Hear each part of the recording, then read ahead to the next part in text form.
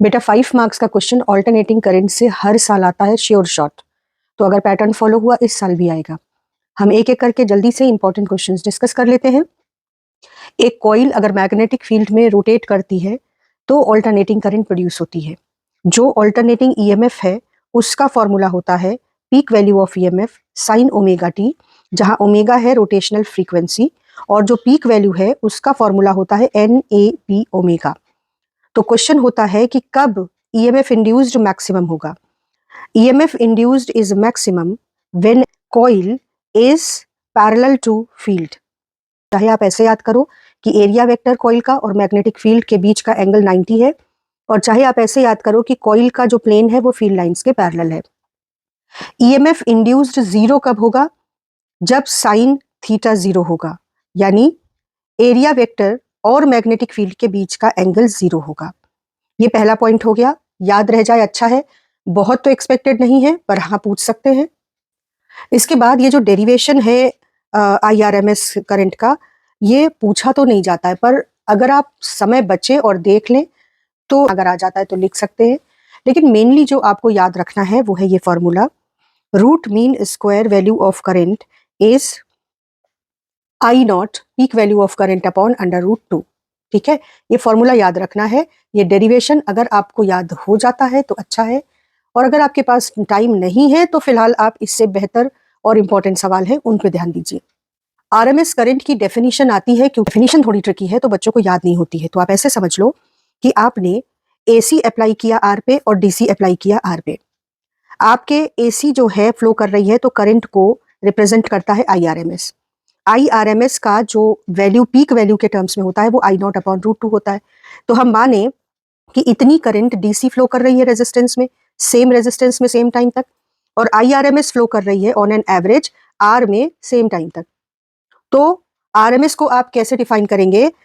ये करंट जितनी हीट इसमें प्रोड्यूस करेगी सेम टाइम तक फ्लो करके, उतनी ही हीट ये करंट प्रोड्यूस करेगी जो कि डीसी है सेम टाइम तक फ्लो करके। तो हम कहेंगे कि RMS value of AC is that DC which when flows through same resistance up to same time both produce same heat. अब यहां पर आपको पता है कि एसी सर्किट में 3 मेन कंपोनेंट होते हैं, रेजिस्टेंस, कैपेसिटेंस और इंडक्टेंस। तो आपको क्या करना है, रेजिस्टेंस, कैपेसिटेंस और इंडक्टेंस का ये बिल्कुल क्विक रिवीजन, इसमें कुछ खास ऐसा नहीं आने जा रहा है, लेकिन अगर कोई एक छोटा सवाल आ जाता है तो क्विक रिवीजन कर लेते हैं। फेजर डायग्राम, पहले आप पीक वैल्यू ऑफ करंट के लिए एक वेक्टर बना देंगे जो वेरिएबल एसी करंट को रिप्रेजेंट करता है, और ये बिहेव करता है लाइक एक वेक्टर। पर क्योंकि ये करंट को रिप्रेजेंट कर रहा है जो कि एक्चुअली वेक्टर क्वांटिटी नहीं है, तो इसको नाम दिया गया है फेजर। इसी तरह से पोटेंशियल डिफरेंस या ईएमएफ भी वेक्टर क्वांटिटी नहीं है, लेकिन एसी की जो वेरिएबल वोल्टेज है ये भी एक एरो से रिप्रेजेंट करते हैं, ये भी फेजर कहलाता है, क्योंकि इन दोनों को अगर वेक्टर की तरह डील करें जबकि ये वेक्टर है नहीं, तो हमको जो आंसर्स मिलते हैं वो हमारे प्रैक्टिकल केसेस में एकदम सही बैठते हैं। आप पूछोगे वेक्टर क्यों नहीं है? इसलिए क्योंकि ये वेक्टर लॉस को फॉलो नहीं करते हैं। लेकिन अगर इनको वेरिएशन के केस में इनको स्टडी करने के लिए फेजर टेक्निक का यूज करें तो जो रिजल्ट मिलते हैं वो सही मिलते हैं। तो अगर रेजिस्टेंस है तो जो पोटेंशियल डिफरेंस और करंट यहां से फ्लो कर रही है, करंट का वेक्टर, करंट की वैल्यू जो कि असल में है इस तरीके से, और पोटेंशियल की वैल्यू जो कि है इस तरीके से, दोनों की पीक वैल्यू सेम टाइम पर अचीव होती है आर के क्रॉस। इसलिए दोनों के वेक्टर्स को पैरेलल बना के हम ये दिखाते हैं कि मैक्सिमम वैल्यू ऑफ करंट अगर ये है, मैक्सिमम वैल्यू ऑफ पोटेंशियल या ईएमएफ ये है, तो ये दोनों सेम फेज में हैं। मतलब दोनों सेम टाइम पर अपनी पीक वैल्यू आर के अक्रॉस अटेन करते हैं। तो आई और ई देखो, अप्लाई किया, ई is E not sine omega T. अब अगर इसको एक्सटर्नल रेजिस्टेंस आर से डिवाइड कर दे तो ई नॉट बाई आर हो जाएगा आई नॉट, और आप देखोगे कि जैसी ई की इक्वेशन है बिल्कुल वैसी ही आई की इक्वेशन हो गई। ठीक, तो ये हो गया आपका सिर्फ रेजिस्टेंस के केस में ई और आई के बीच में रिलेशन क्या है, फेज का। अब इंडक्टर क्या है?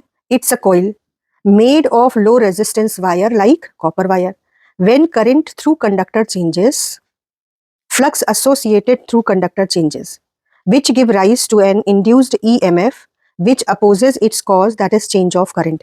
एक EMF इंड्यूस होता है क्योंकि करंट चेंज होती है तो फ्लक्स इसके पास जो हो रही है इसके थ्रू वो चेंज हो रही है, तो एक ईएमएफ इसमें इंड्यूस होता है और वो ईएमएफ इस डायरेक्शन में इंड्यूस होता है कि वो करंट के चेंज को अपोज करे। ये एक जनरल बात हो गई। लेकिन अब आप आ जाइए, कैपेसिटर के अक्रॉस जो सवाल है वो पूछा गया है, पर इंडक्टर के अक्रॉस भी इस सवाल के पूछे जाने की प्रोबेबिलिटी नेग्लिजिबल नहीं है। तो हमको ये जानकर चलना है कि अगर सवाल आ जाता है कि E across inductor and I through inductor के बीच का फेज डिफरेंस डिराइव करके दिखाओ, तो आपको क्या करना है, पहले आप अप्लाइड ईएमएफ की इक्वेशन लिख लीजिए, ठीक है, फिर किरचॉफ लॉ यूज करिए। किरचॉफ लॉ क्या कहता है, जैसे जैसे इसमें करंट वेरी करेगा इसमें एक ईएमएफ इंड्यूस हो जाएगा। वो ईएमएफ कैसा होगा, इसके वेरिएशन को अपोज करने वाला। तो अगर पॉजिटिव हाफ साइकिल में इधर प्लस और इधर माइनस है और करंट इस तरीके से फ्लो कर रही है, तो इसके अक्रॉस उस दौरान जो ईएमएफ इंड्यूस होगा वो इसे अपोज करने वाला होगा, मतलब इधर प्लस और इधर माइनस होगा। ये कोशिश करेगा कि करंट ऐसे फ्लो कराएं और इस ईएमएफ को हम कम करें, अपोज करें। तो हमने पॉजिटिव हाफ साइकिल के ड्यूरेशन में यहाँ का पोलैरिटी लिख दिया, यहाँ का पोलैरिटी लिख दिया जो इंड्यूस्ड ईएमएफ का है। अब किरचॉफ लॉ लगाया तो आप इधर से चले तो आपने ईएमएफ ई निगेटिव से प्लस चल रहे हैं, पॉजिटिव पोटेंशियल राइज है तो प्लस ई, और यहाँ देखो पॉजिटिव से निगेटिव चल रहे हैं तो माइनस ई एल, और वापस यहाँ आ गए तो equal to zero. Kirchhoff law लगाया, ई बराबर ई एल, ई एल का फॉर्मूला होता है L D I by D T, जहां एल को कहते हैं इंडक्टेंस ऑफ दी कॉइल। अब डी आई को एक तरफ रख के आप E by L into D T को इस तरीके से अरेंज कर लीजिए। दोनों तरफ इंटीग्रेट करेंगे कि जब तक जीरो से मैक्सिमम वैल्यू आई तक नहीं पहुंच जाती है करंट तब तक, और इस ड्यूरेशन में टाइम लगता है जीरो से टी। तो जब आप इसको इंटीग्रेट करेंगे, ये देखिए, तो आपको आई की ये वैल्यू मिलेगी साइन ओमेगा टी। ई को E not sine omega T रखेंगे तो sine omega T cos omega T upon omega में चेंज होगा। ये ओमेगा एल के साथ यहाँ आएगा। Peak value E not upon omega L यानी वी अपॉन ऑब्स्ट्रक्शन, इसे हम रिएक्टेंस ऑफ इंडक्टर कहेंगे, cos omega T. Cos omega T को आपको जब कंपेयर करेंगे अप्लाइड ईएमएफ से, तो यहाँ साइन है तो यहाँ भी साइन करने के लिए इस तरह लिखना पड़ेगा। तो आप देखिए ये साइन ओमेगा टी, ये sign omega T minus pi by to, मतलब करंट ईएमएफ से पाई बाई टू लैग कर रही है, या हम कह सकते हैं ईएमएफ करंट से पाई बाई टू लीड कर रहा है। और जो ऑब्स्ट्रक्शन ऑफर्ड बाई इंडक्टर है उसकी एक्सप्रेशन आती है ओमेगा एल। तो ये डेरिवेशन अगर आपको आता है तो आप एक बार जरूर इसको कर लो, हो सकता है कि ये क्वेश्चन आपसे पूछ लिया जाए। लेकिन जो इंपॉर्टेंट क्वेश्चन एक्सपेक्टेड क्वेश्चंस में है जो आपको अभी तुरंत करना है वो ये, what is reactance, it is obstruction offered by pure inductive and pure capacitive circuit in the path of current. इसके बाद अगर आप रिएक्टेंस को फ्रीक्वेंसी ऑफ एसी अप्लाइड से इसका बिहेवियर देखें तो एक्स एल और ओमेगा के बीच का ग्राफ एक स्ट्रेट लाइन है, 2019 में आया है। ये आपके लिए वेरी इंपॉर्टेंट है और मैं उम्मीद करती हूं कि आप इसको याद करके कल जाएंगे। इसके बाद 2004 और 2007 में सवाल आया है कि अगर ई अप्लाई किया गया है across pure inductor then obtain expression for I and X L. यहाँ आपने आई का एक्सप्रेशन निकाला है और एक्सएल का, and draw the phasor diagram. Phasor diagram आपका बहुत सिंपल होता है, पहले आप सिर्फ करंट ड्रॉ कर देते हैं, पीक वैल्यू फेजर, उसके बाद आप जो एल के अक्रॉस ईएमएफ है ई एल वो आप देख चुके हैं कि पाई बाई टू करंट लैग कर रही है यानी ईएमएफ लीड कर रहा है। तो ये फेजर डायग्राम हो गया करंट अक्रॉस इंडक्टर और पोटेंशियल डिफरेंस अक्रॉस या इंड्यूस्ड ईएमएफ अक्रॉस इंडक्टर, इनके बीच का जो फेज डिफरेंस है वो हो गया 90। तो ये आपका फेजर डायग्राम हो गया प्योर इंडक्टर के लिए, ठीक है। तो 2004 और 7 के बाद ये सवाल नहीं आया है, इसीलिए मैं कह रही हूँ कि अगर आप इसे एक बार देख कर तब कल जाएं तो बेहतर होगा। अब 2013 में करंट लीड करती है पोटेंशियल डिफरेंस को बाई पाई बाई टू, ठीक है। State whether this device is resistor, capacitor और इंडक्टर, ये सवाल पूछा गया है। फेजर डायग्राम भी पूछा जा चुका है, तो इसको एक बार देख लेने में कोई प्रॉब्लम नहीं है, हमें देख कर ही जाना चाहिए। और 2003 में प्रूफ करने को कहा गया है कि आई और ई के बीच फेज क्या रिलेशन है और रिएक्टेंस ऑफ कैपेसिटर बताओ। तो ये रिलेटिवली आसान है इंडक्टर के कंपैरिजन में। हमने ई अप्लाई किया, सी से मल्टीप्लाई कर दो तो ये E into C, C V, ये चार्ज हो जाएगा, और ये ई नॉट इंटू सी। अब यहाँ पे आपको इसे D Q by D T कर देने से आई मिल जाएगा। इधर देखो ई नॉट सी ऐसे ही रहा, साइन ओमेगा टी हो गया कॉस ओमेगा टी, और फिर इसको जब डिफरेंशिएट करेंगे टी के रिस्पेक्ट में तो ओमेगा एक और आ जाएगा। अब सी ओमेगा को आप लिख सकते हो 1 अपॉन सी ओमेगा। तो वी अपॉन ऑब्स्ट्रक्शन, यानी कैपेसिटर इतना ऑब्स्ट्रक्शन ऑफर करता है करंट के पाथ में, इनको कंपेयर करने के लिए आपको देखो यहाँ साइन ओमेगा टी है और यहाँ कॉस ओमेगा टी है। Cos omega T sign omega T plus pi by 2 हो जाएगा, ठीक है। तो अब आप कंपैरिजन जब करोगे तो आपको दिखेगा कि करंट पोटेंशियल को या ईएमएफ को पाई बाई 2 से लीड करती है। तो I is E not upon X C, ठीक। तो इस तरीके से E is E not sine omega T और आई के बीच आपने रिलेशन बनाया और आपने कहा कि करंट पोटेंशियल डिफरेंस को लीड करती है बाई पाई बाई 2 और जो रिएक्टेंस है वो 1 अपॉन ओमेगा सी है। इसके बाद जो फेजर डायग्राम है, करंट आप बना देंगे peak value, potential difference across C pi by 2 lag करता है तो इसे नीचे बना देंगे, ये फेजर डायग्राम हो जाएगा। और ये वेरी इंपॉर्टेंट, इसे आप जरूर हाथ से बनाकर जाइए। रिएक्टेंस और अप्लाइड ईएमएफ की फ्रीक्वेंसी इस तरीके से रिलेट करती है। अब जब कैपेसिटर और रेजिस्टेंस एक साथ हैं तो करंट तो हमेशा आप हॉरिजॉन्टल बनाएंगे, रेजिस्टेंस के अक्रॉस जो वोल्टेज है वो करंट के साथ फेज में होगा, यानी दोनों सेम टाइम पर अपना पीक वैल्यू अटेन करेंगे, जबकि ये T/4 टाइम के बाद पीक वैल्यू अटेन करेगा इन दोनों के। तो फेजर डायग्राम बना दिया, कैपेसिटर के अक्रॉस जो वोल्टेज है वो पाई बाई 2 आई से पीछे है। तो यहाँ पे देखो दो वोल्टेज फेजर है, अगर इन्हें आप वेक्टर की तरह ट्रीट करो तो इनका जो रिजल्टेंट है वो ये पैरेललोग्राम पूरा करने पर आपको वी नेट यहाँ मिलेगा और ये वी नेट आई से फाई एंगल पर है। तो फाई को कहेंगे नेट वोल्टेज और करंट के बीच का फेज डिफरेंस। तो अब यहाँ पर आपको इस पर न्यूमेरिकल मिल सकता है। फेजर डायग्राम जरूर बनाओ, ये बहुत इंपॉर्टेंट है।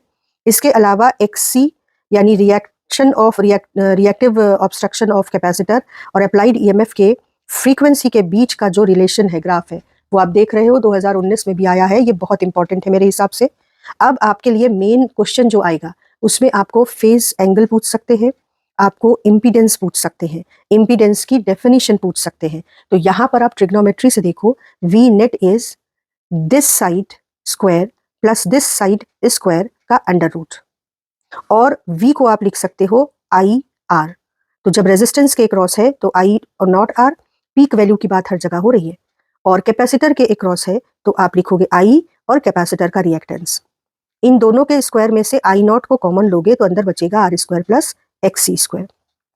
Are square plus X C square को आप कहोगे आर और सी का कंबाइंड ऑब्स्ट्रक्शन जो कि आई को ऑफर हो रहा है। तो impedance is R square plus X C square. Impedance में, रिएक्टेंस में और रेजिस्टेंस में जो डिफरेंस है वो एक्चुअली इनकी डेफिनेशंस है। रिएक्टेंस में हमने कहा था कि कैपेसिटिव या इंडक्टिव कंपोनेंट का ऑब्स्ट्रक्शन। इम्पीडेंस क्या होगा? It is total obstruction offered by a circuit which is having inductive, capacitive and resistive components in the path of current, उसे हम इम्पीडेंस कहते हैं। जबकि रिएक्टेंस में सिर्फ कैपेसिटिव और इंडक्टिव कंपोनेंट का ऑब्स्ट्रक्शन होता है। और इसके अलावा यहाँ पर जो ये फेज डिफरेंस आपके पास आया आई नॉट और वी नेट के बीच में, इसे आप पावर फैक्टर भी कहते हैं। कैसे? 2006 में था what is power factor and what is its maximum and minimum value and under what condition it is maximum और मिनिमम। इसको जरूर आप ध्यान से समझ लो। Average power consumed by any AC circuit जिसमें आर हो, सी हो, आर सी हो, आर सी एल हो, सी एल हो, कोई भी कंपोनेंट्स का कॉम्बिनेशन हो। Average power consumed by AC circuit is V R M S I R M S cos phi, जहां फाई क्या है? फाई है करंट और नेट वोल्टेज के बीच का एंगल जो फेजर डायग्राम में मिलता है। इस कॉस फाई को हम कहते हैं पावर फैक्टर। इंपॉर्टेंट डेफिनेशन है। इस कॉस फाई को हम बोलते हैं power factor because more is cos phi, more will be power consumed by the circuit. तो कॉस फाई की मैक्सिमम वैल्यू होती है 1। जब ये 1 होगा यानी फाई 0 होगा तब एसी सर्किट सबसे ज्यादा पावर कंज्यूम कर रहा होगा। और पावर फैक्टर की वैल्यू कैसे कैलकुलेट करेंगे? पावर फैक्टर की वैल्यू आप दो तरह से कैलकुलेट कर सकते हैं। देखो यहां पर अगर तुम देखो तो cos phi is V across R और ये हाइपोटेनस, बेस अपॉन हाइपोटेनस, यानी वी अक्रॉस आर की peak value upon V net की peak value. V across R को आप लिखते हैं आई इंटू आर और वी नेट को आप लिखते हैं I not into Z. Net V I not into total obstruction होता है जिसे आप इम्पीडेंस कहते हैं जब रेजिस्टेंस और इंडक्टर दोनों है। तो आर आई नॉट कैंसिल हो जाएगा और आपको R upon Z power factor मिल जाएगा, और ये हमेशा फॉर्मूला रहेगा, R upon Z is cos phi. इसके अलावा आप टेन फाई से भी पावर फैक्टर की वैल्यू निकाल सकते हैं। टेन फाई के लिए आपको देखना होगा tan phi is perpendicular, that is V C not upon V R not, ठीक है, दिस इज टेन फाई।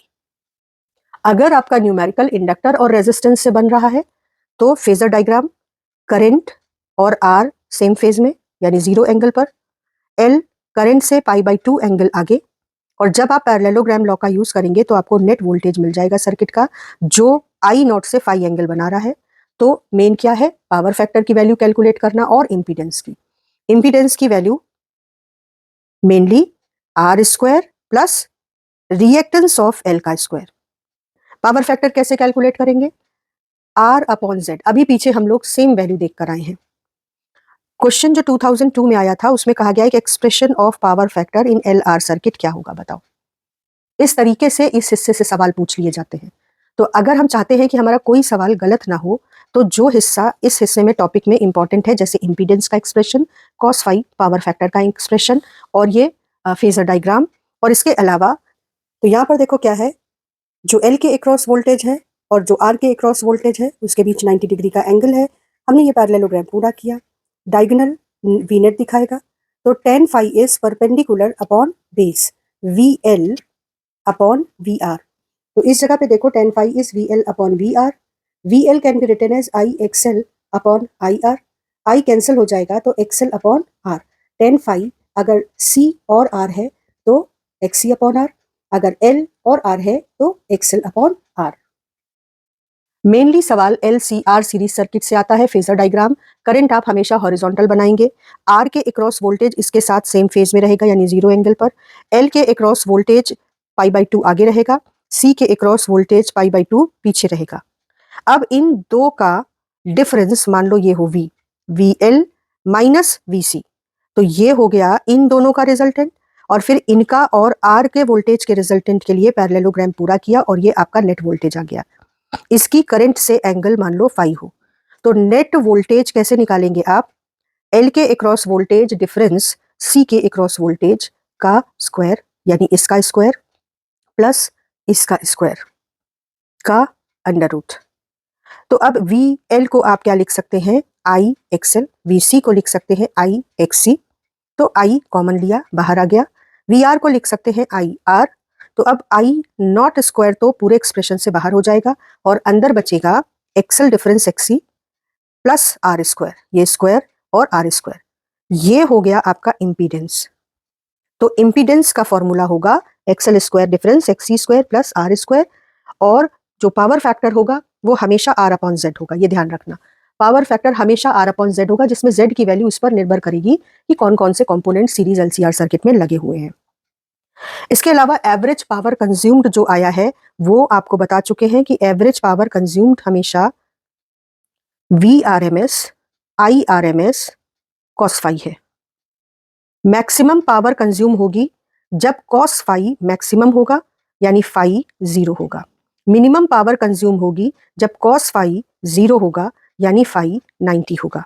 तो अब यहां से दो सवाल बनते हैं। एवरेज पावर कंज्यूम्ड का डेरिवेशन आया तो नहीं है, लेकिन फिर भी मैंने आपको यहाँ पे दिखा दिया है और पीडीएफ भी आपको प्रोवाइड करा दूंगी, लिंक डिस्क्रिप्शन बॉक्स में रहेंगे इनके, तो अगर आप चाहे तो एक बार देख सकते हैं। लेकिन आपको जो मेन क्वेश्चन पर आना है वो है ये, एवरेज पावर कंज्यूम्ड के फॉर्मूले से मैक्सिमम पावर तब कंज्यूम होगी, यानी जो पावर आप एलसीआर सर्किट को देंगे वो एलसीआर सर्किट सबसे ज्यादा तब इस्तेमाल करेगा जब कॉस फाई 1 होगा और फाई 0 होगा, यानी पोटेंशियल डिफरेंस और करंट एलसीआर सर्किट की सेम फेज में होगी।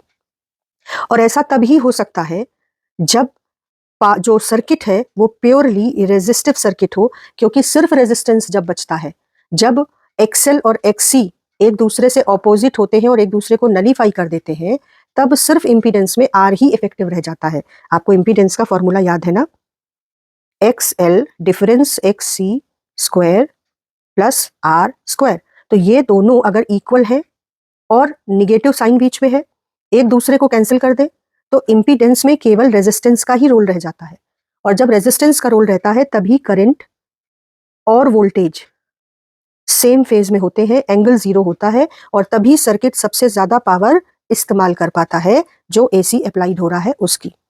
तो प्योरली रेजिस्टिव सर्किट में मैक्सिमम पावर कंज्यूम होता है। ठीक है, ये जैसे क्वेश्चन लिखा है 2019 में, what is power factor for purely resistive circuit, तो आप बता देंगे it is power factor is 1 और मैक्सिमम। दूसरा सवाल आता है कि पावर फैक्टर 0 कब होता है या पावर कंज्यूम्ड मिनिमम कब होती है।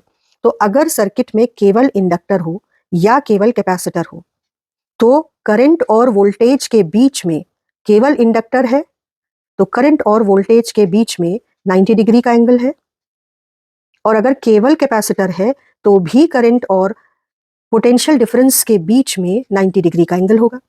तो power consumed cos phi cos 90 0 हो जाएगा। यानी ऐसा सर्किट हो जब केवल इंडक्टर या कैपेसिटर हो तो आप एसी सर्किट को पावर तो दे रहे हैं लेकिन एसी सर्किट कोई काम नहीं कर पा रहा है, उसको पावर को कंज्यूम ही नहीं कर पा रहा है। तो पावर फैक्टर का मिनिमम होना कोई पॉजिटिव बात नहीं है। और power consumed by AC circuit is 0, therefore ध्यान से सुनिएगा, current flowing in purely inductive और purely capacitive circuit is called powerless wattless current because power factor for such circuit is 0 and hence power consumed by the circuit is 0। तो question कैसे आया है 2000 में और जो फिर से आपको मिल सकता है, व्हाट इज वॉटलेस करंट। 2011-5 में आया है वाई प्योर इंडक्टर और capacitor does not consume AC power. तो आप लिखेंगे क्योंकि आई और वी के बीच में फेज डिफरेंस 90 होता है तो cos 90 0 हो जाता है, इसलिए average power consumed VRMS IRMS cos phi के फॉर्मूले के अकॉर्डिंग 0 हो जाता है। 2008 में पूछा गया है power consumed by choke coil. Choke coil से कंफ्यूज नहीं होना है, डरना नहीं है, इंडक्टर को ही चोक कॉइल बोलते हैं। बच्चों न्यूमेरिकल के अलावा जो इसमें सबसे ज्यादा इंपॉर्टेंट है वो है रेजोनेंस क्या है और रेजोनेंस फ्रीक्वेंसी का डेरिवेशन। तो हम कहेंगे कि जो इंपीडेंस होता है LCR सीरीज सर्किट का उसका फॉर्मूला ये है, आप इसे 2 बार जरूर लिख लीजिएगा याद करने के लिए। तो अगर XL और XC बराबर है यानी omega L is equal to 1/ओमेगा C, तो इंपीडेंस तो तुम्हें दिख रहा है कि अगर ये बराबर है और ये बीच में माइनस का साइन है तो Z तो R बचेगा। और यहां क्या होगा साथ में देखो, यहां पर आप omega square equal to 1/LC लिख सकते हैं, ओमेगा बराबर 1/√LC लिख सकते हैं और फिर 2πf ओमेगा की जगह लिखकर 1/√LC और frequency is equal to 1/2π√LC लिख सकते हैं। ये बहुत इंपॉर्टेंट है इस साल के लिए कि ये डेरिवेशन पूरा तुमसे पूछा जाए। अब ये है क्या, इसे रेजोनेंस फ्रीक्वेंसी कहते हैं। क्यों रेजोनेंस फ्रीक्वेंसी कहते हैं, इसलिए क्योंकि if frequency of applied EMF to an LCR circuit is this much, तो ये कहां से चले थे, ये हम यहां से चले थे और यहां ये दोनों बराबर है, इसका मतलब इंपीडेंस मिनिमम है सर्किट का। दो ऑब्स्ट्रक्शन से एक दूसरे को कैंसिल किए दे रहे हैं, सर्किट में जो ऑब्स्ट्रक्शन है वो मिनिमम यानी R के बराबर है। तो अगर फ्रीक्वेंसी अप्लाइड EMF की जो सर्किट की फ्रीक्वेंसी है, ये सर्किट की फ्रीक्वेंसी है और अगर अप्लाइड EMF की फ्रीक्वेंसी भी इसी के बराबर हो तो इंपीडेंस ऑफ AC सर्किट उस केस में मिनिमम होगा, ऑब्स्ट्रक्शन मिनिमम होगा, जिससे current flowing through the circuit maximum हो जाएगा। और current flowing through the circuit maximum हो जाएगा, साथ में power consumed by the circuit भी मैक्सिमम हो जाएगा, क्योंकि उस समय इंपीडेंस मिनिमम होगा, मतलब किसके बराबर होगा, R के बराबर। और आपको पता है कि प्योरली रेजिस्टिव सर्किट में V और I दोनों सेम फेज में होते हैं यानी फाई 0 होता है। तो सबसे ज्यादा पावर कंज्यूम होगी उस समय अप्लाइड EMF से और सर्किट सबसे ज्यादा एक्टिव होगा उस समय।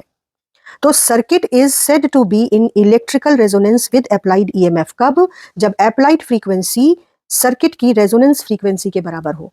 और ऐसा कब होगा, जब इंडक्टिव रिएक्टेंस कैपेसिटिव रिएक्टेंस के बराबर हो। उसका हल क्या होगा, उसका परिणाम क्या होगा, इंपीडेंस मिनिमम होगा इक्वल टू R और इसकी वजह से जो करंट फ्लो करेगी, एक ऑब्स्ट्रक्शन मिनिमम है तो करंट मैक्सिमम होगी और सबसे ज्यादा पावर कंज्यूम करेगा सर्किट, सबसे ज्यादा काम करेगा सर्किट। तो ये है रेजोनेंस कंडीशन में सर्किट की खासियतें। पहली खासियत इंपीडेंस मिनिमम है और उसकी वैल्यू R के बराबर है। दूसरी खासियत करंट मैक्सिमम है क्योंकि इंपीडेंस मिनिमम है। तीसरी खासियत पावर फैक्टर मैक्सिमम है, cos phi is equal to R/Z पर Z R के बराबर है यानी 1। और पावर फैक्टर मैक्सिमम है तो जो पावर कंज्यूम्ड है वो भी मैक्सिमम है। तो इस तरीके से आप इनमें से कोई भी 2 या 3 कैरेक्टरिस्टिक्स याद कर लीजिए, क्योंकि रेजोनेंस के समय सर्किट की कैरेक्टरिस्टिक पूछी जाती है। 2013 में पूछा गया है what is impedance of AC circuit at resonance. ठीक, तो इस तरीके से ये बहुत इंपॉर्टेंट है इलेक्ट्रिकल रेजोनेंस। इसके अलावा बेटा क्वालिटी फैक्टर एक बार आया था। Quality factor is ratio of resonance frequency to the bandwidth. इसको बस यूं ही एक बार देख लो, मुझे बहुत तो नहीं लग रहा है कि इसमें से कुछ पूछेंगे। और इसके अलावा जो एल और सी है, रेजोनेंस के समय अप्लाइड ईएमएफ जो है वो एम्पलीफाई होकर एल और सी के अक्रॉस मिलता है। जिस फैक्टर से वो एम्पलीफाई होता है उसे ही क्वालिटी फैक्टर कहते हैं। एक बार आप जान लीजिए, अगर एक नंबर का सवाल आ जाए तो आप कुछ लिख सके, लेकिन जो मेन क्वेश्चंस हैं उनमें एक ये है, करंट का variation frequency of applied EMF के साथ। तो जिस फ्रीक्वेंसी पर करंट मैक्सिमम होती है उसको हम रेजोनेंस फ्रीक्वेंसी बोलते हैं। करंट रेजोनेंस फ्रीक्वेंसी पे मैक्सिमम होती है और इससे पहले और इससे नीचे उसमें शार्प गिरावट होती है। जब करंट की वैल्यू आई मैक्सिमम का √2 फैक्टर हो, तब जो फ्रीक्वेंसी होती है उसको हम लोअर और अपर फ्रीक्वेंसी कहते हैं, और इनके बीच के डिफरेंस को हम बैंड विड्थ कहते हैं। हाफ पावर फ्रीक्वेंसीज कहते हैं इनको। ये मैं नजर में आपके बार बार डाल रही हूँ कि quality factor is resonance frequency upon bandwidth is half power frequency, लेकिन बहुत टेंशन नहीं लेना इसका। पर ये देखो कितनी बार पूछा गया है, बहुत इंपॉर्टेंट है। इम्पीडेंस आपको पता है कि रेजोनेंस के समय मिनिमम होता है, इक्वल टू Z। तो ये ग्राफ आप बनाकर जाइए। और sharpness of resonance, rapidity with which current falls from its maximum value. बहुत ज्यादा मुझे नहीं लगता ये सब आएगा। हाँ, रेजोनेंस क्या है? रेजोनेंस फ्रीक्वेंसी का डेरिवेशन, रेजोनेंस के समय सर्किट की characteristic, wattless current, power factor और न्यूमेरिकल LCR सीरीज सर्किट पर। इम्पीडेंस का फॉर्मूला बेटा मैं एक बार फिर आपको कह दूं जो आपको याद रखना है। इम्पीडेंस का जनरल फॉर्मूला है XL square difference XC square plus R square का under root. Power factor calculate करने को कहते हैं तो cos phi is R upon Z। Current आपको कैलकुलेट करने को कहते हैं तो वो हमेशा VRMS अपॉन Z होगा अगर आप IRMS निकाल रहे हैं, और अगर आप पीक वैल्यू निकाल रहे हैं तो V0 अपॉन Z होगा। ये तीन मेरे ख्याल से फॉर्मूले आपको सब जो प्रॉब्लम होगी न्यूमेरिकल की वो सॉल्व करने में काम आ जाएंगे। ध्यान रखना कि रेजोनेंस के समय Z मिनिमम होता है और उसकी वैल्यू सीधे R होती है। तो उस समय जो करंट की वैल्यू आप कैलकुलेट करोगे, अगर IRMS कैलकुलेट कर रहे हो तो वो VRMS अपॉन Z मतलब सिर्फ R। और एवरेज पावर कंज्यूम्ड का फॉर्मूला भी 2-3 बार लिख लो, VRMS IRMS cos phi. cos phi power factor है और cos फाई का फॉर्मूला R अपॉन Z है। तो आपको न्यूमेरिकल में इन फॉर्मूलों से सब वैल्यूज मिल जाएंगी। न्यूमेरिकल देख लेते हैं बेटा। यहाँ देखो 19 का सवाल है, AC of voltage 200 volt 50 hertz is applied to an LR circuit जिसमें R की वैल्यू और L की वैल्यू दी है। Calculate impedance and current flowing. मैंने तुमसे कहा है कि फॉर्मूला याद है तो ये सवाल आसानी से होंगे, केवल कैलकुलेशन लंबा होगा। तो अब आपको Z का मैंने जनरल फॉर्मूला क्या दिया था, under root XL square difference XC square plus R square. अब यहाँ पे कैपेसिटर है ही नहीं तो ये टर्म चला गया, XL square plus R square. XL square omega L square, values रख दी। वैल्यूज उठाकर यहाँ से रखोगे तो बस कैलकुलेशन का ही प्रॉब्लम बचता है, वही इसमें गलतियां करवाता है। इसके अलावा current flowing V upon Z, simple, ठीक है ना। तो कोई प्रॉब्लम ही नहीं सर्किट में। इसके अलावा जो इसमें ऑप्शन में दूसरा सवाल दिया गया था वो क्या था, देखो EMF की इक्वेशन दी है and it is applied to resistance 50 ohm. Average current और RMS वैल्यू ऑफ करंट पूछी गई है। तो सबसे पहली बात है कि एवरेज करंट एक कंप्लीट साइकिल में होती है 0, तो ये तो हमारा पहला आंसर हो गया। फिर उन्होंने RMS वैल्यू ऑफ EMF पूछी है, तो देखो EMF की जो पीक वैल्यू है वो 200 है और उसे √2 से डिवाइड कर दे तो RMS वैल्यू आ जाती है। तो RMS वैल्यू आ गई, कुछ करना ही नहीं है खास। IRMS अगर कैलकुलेट करने को आ जाता तो ERMS अपॉन इम्पीडेंस। इम्पीडेंस यहाँ पर क्या है, यहाँ पर तो केवल रेजिस्टेंस है, तो 50 ओम, खत्म आंसर। तो ये देखो तुम कि ये सवाल मुश्किल नहीं है। इसके अलावा एक आधा और सवाल देख लेते हैं क्योंकि सारे सवाल इसमें एक ही तरह से होंगे। ये सवाल कोई परेशानी ना हो इसलिए देख लो। EMF की वैल्यू इस इक्वेशन से दी है, करंट की वैल्यू इस इक्वेशन से दी है, और जो पहला सवाल है वो है phase difference between current and EMF। ध्यान से देखो करना क्या है, इसको कहते हैं आर्ग्यूमेंट ऑफ करंट, इसको कहेंगे आर्ग्यूमेंट ऑफ वोल्टेज। आपको क्या करना है, चुपचाप इस एंगल में से इस फेज को माइनस कर दो। EMF का I का जो फेज था माइनस वोल्टेज का फेज, ये दोनों कैंसिल हो जाएंगे और आपको बचेगा π/3। मतलब E और I के बीच जो फेज डिफरेंस है वो सिर्फ π/3 है। फिर एवरेज पावर कंज्यूम्ड पूछा है तो फॉर्मूला लगा दिया। एवरेज पावर कंज्यूम्ड में ये है E0, तो E0 √2, ये है I0 तो IRMS क्या हो जाएगा, I0/√2 और cos phi की वैल्यू π/3 आई है। सॉल्व कर लिया। तो आप देखो कि क्वेश्चन मुश्किल बिल्कुल नहीं है। An alternating EMF 220 volt is applied to an capacitance resistive circuit. Resistance इतना है, कैपेसिटर ऑफ कैपेसिटेंस आपको कैलकुलेट करना है, current Leeds voltage bye an angle of theta, capacitive reactance बताना है, इंपीडेंस बताना है, करंट फ्लोइंग कितनी है और फ्रीक्वेंसी अगर 50 हर्ट्ज हो तो कैपेसिटेंस बताना है। ठीक है, तो ये आपको नहीं दिया है, ये भी आपको कैलकुलेट करना है। अब देखिए इसको कैसे करेंगे। कैपेसिटिव रिएक्टेंस के लिए हम इस वाले फॉर्मूले का इस्तेमाल करेंगे। tan phi is 3/4। tan phi याद रखो, phi है यहाँ पर फेज डिफरेंस, तो XC/R। XC is 3/4 into R, जबकि R आपको दिया गया है 160 ओम। तो ये आपने XC कैलकुलेट कर लिया, हमारा एक काम तो हो गया। इसके बाद उन्होंने इम्पीडेंस पूछा है। Impedance XC² plus R²। XC अभी निकाला, R पहले से पता है, ये निकल गया है ना। इसके बाद उन्होंने पूछा है करंट फ्लोइंग। तो करंट फ्लोइंग में अगर आप RMS करंट निकाल रहे हैं तो VRMS अपॉन इम्पीडेंस। इम्पीडेंस अभी आप पीछे निकाल के आ रहे हैं, वैल्यू रख दीजिए, आंसर आ गया आपका। इसके बाद उन्होंने पूछा है कि अगर फ्रीक्वेंसी 50 हर्ट्ज हो तो कैपेसिटेंस बताओ। XC हम निकाल चुके हैं, 1/2πfc, ये इसका फॉर्मूला होता है। 2πf इन सब की वैल्यू रख दो, XC की वैल्यू रख दो, आपको C मिल जाएगा। तो देखो सिर्फ कैलकुलेशन बड़ा है, बाकी क्वेश्चंस बड़े नहीं है। और अगर रेजोनेंस फ्रीक्वेंसी का डेरिवेशन आता है या ग्राफ आता है इम्पीडेंस फ्रीक्वेंसी का, करंट फ्रीक्वेंसी का, तो बात अलग है। नहीं तो आपको ये जो सवाल है इनमें से कोई एक सवाल मिलने का चांस बहुत है। तो मैं भी ईगरली वेट कर रही हूँ कि आपका पेपर बहुत अच्छा हो और आप सब मुझको शाम को कल ये बताएं कि हमारा पेपर बहुत अच्छा हुआ है और हमारी और आपकी मेहनत सफल हुई है। I am waiting for your responses बेटा।